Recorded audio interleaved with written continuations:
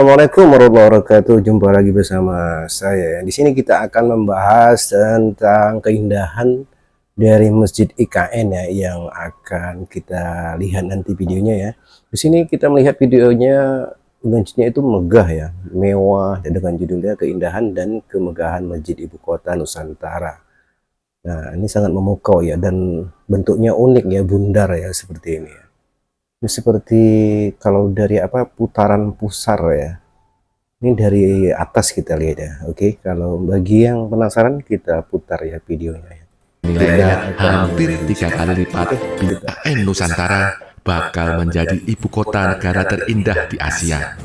Untuk melengkapinya juga dibangun sebuah masjid megah. Namanya adalah...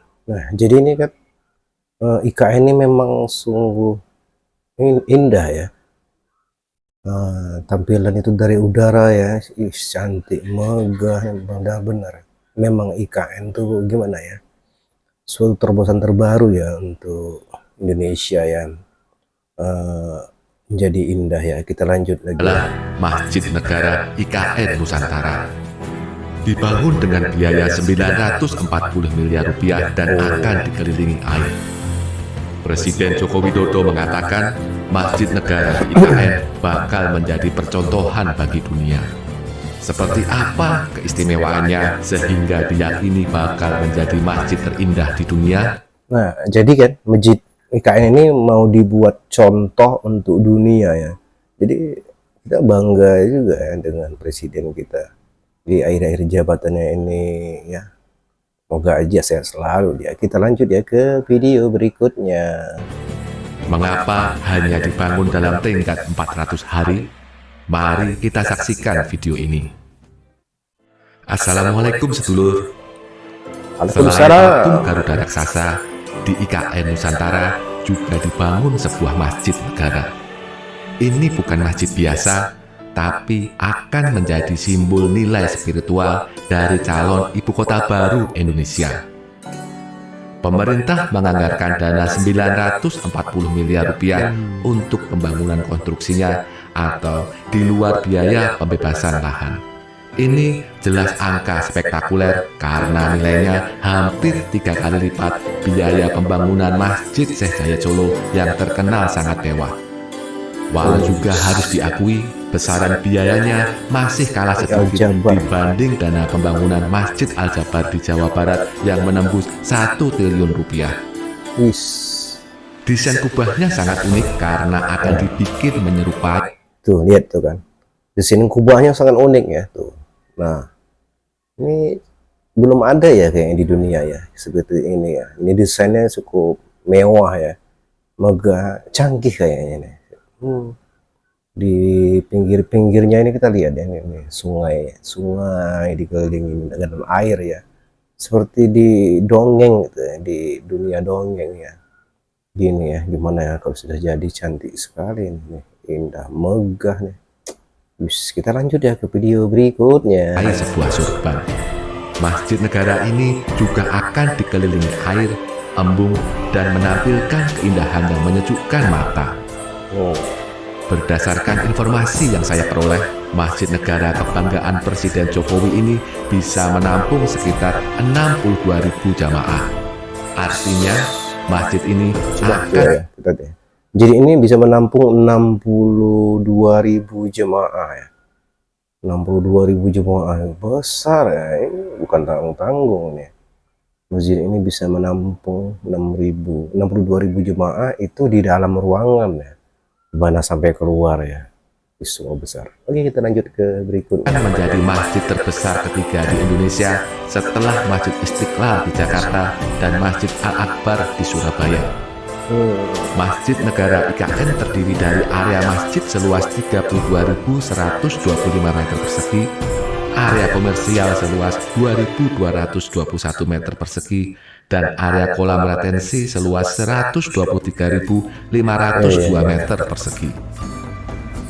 Desain dan proses pembangunannya semua dikerjakan oleh para anak bangsa, bukan orang luar negeri. Pelaksana konstruksinya adalah PT Hutama Karya yang bekerja sama dengan PT Adikarya.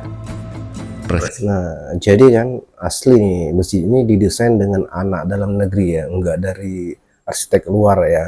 Ini sangat-sangat gimana ya, terobosan terbaru ya, karena langsung yang desain masjidnya itu dari anak bangsa ya, dari bangsa Indonesia kita sendiri. Jadi kedepannya itu ya enggak gimana ya, kedepannya itu ya sangat membanggakan ya. Kita lanjut ke videonya.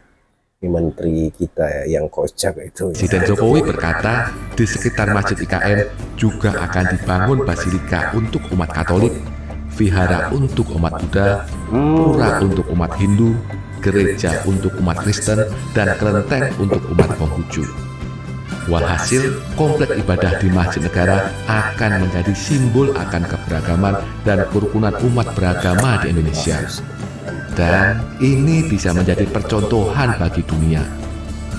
Keistimewaan lain dari masjid ini adalah, nah, jadi kan begini, di sini ini akan dibangun juga nggak cuma masjid ya, di sini di IKN ini ada nanti gereja, kemudian apa nama tuh Konghucu ya, kelenteng, kemudian ada yang jelas kita punya ada 5 agama yang resmi, 6 pas sekarang ya. Itu semua dibuat di sini tempat ibadahnya. Jadi sebagai contoh untuk dunia bahwasanya negara Indonesia ini negaranya yang solidaritas ya, dia semua agama yang saling gimana ya, yang jelas nggak ribut ya. Kita diakui Indonesia ini memang negara yang gimana ya, tidak ada pertikaian antara agama tuh.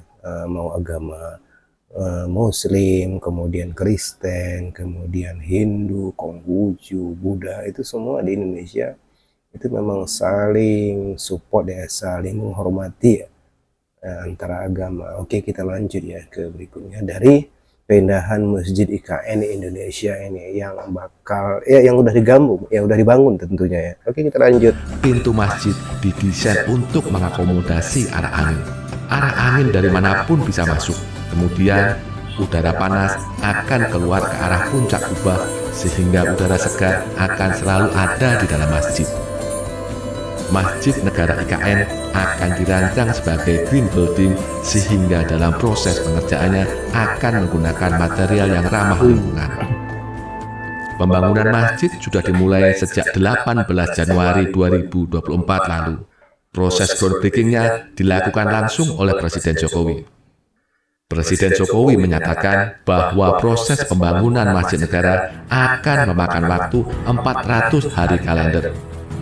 Bahkan, Presiden Jokowi berkeyakinan pada akhir tahun 2024 ini, Masjid Negara tuh. Nah, ini masjidnya ini coba. Ini dalam waktu 400 hari dibangun ya. Perintah Pak Jokowi, Presiden kita ya. Nah, ini lihat tuh. Nah, coba seperti di dunia dongeng ya. Begini bentuk desainnya itu. Nah, jadi dibuat bentuknya seperti ini ya. Nah, ini yang di Nagasaki, apa nama itu? Apa putaran bumi, matahari, bulan, bintang, planet itu apa namanya tuh? Nah, jadi bentuknya begini. Jadi ini keunikan dari masjid ini, dia pintunya itu dari segala arah ya, bisa masuk udara.